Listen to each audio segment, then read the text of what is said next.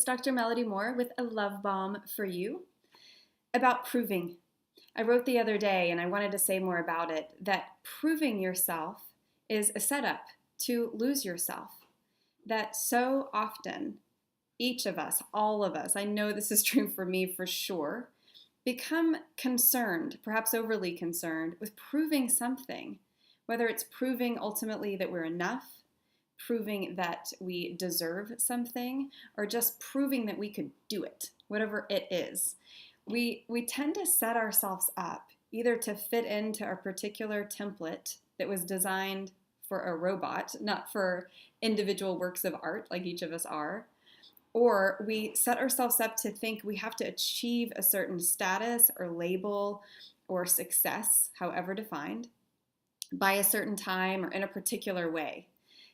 And every time we grasp to prove something, we are acting out of our ego. We are acting out of the part of us that separates ourselves from one another and from that which we perceive as divine, as love, as God within and around us.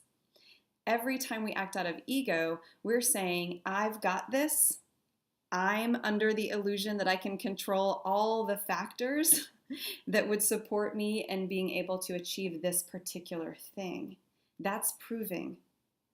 Well, we all do it. We all get caught up in it from time to time, or maybe our entire life strategy, if you have one, has been around proving something. And what I know from my own life is every time I've set myself up to achieve a particular thing, be it a degree, a amount of money that I saw as being successful, to buy something, to own something, to have had a particular experience.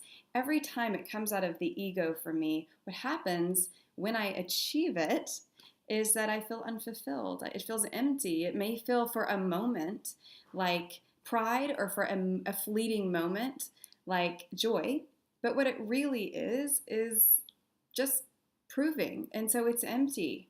And it creates a sense of being a hamster on a wheel that consistently can never have enough, never be enough, never do enough. Proving is an addiction that way. What can we replace it with? What instead might be available to us? I actually think it's presence. I think if we could get out of the proving, we could come home to the reality that we have a heart, an emotional body that we can tap into. We have sensations in that body that alert us, that educate us about how we're feeling, about what we need, about what we deeply desire.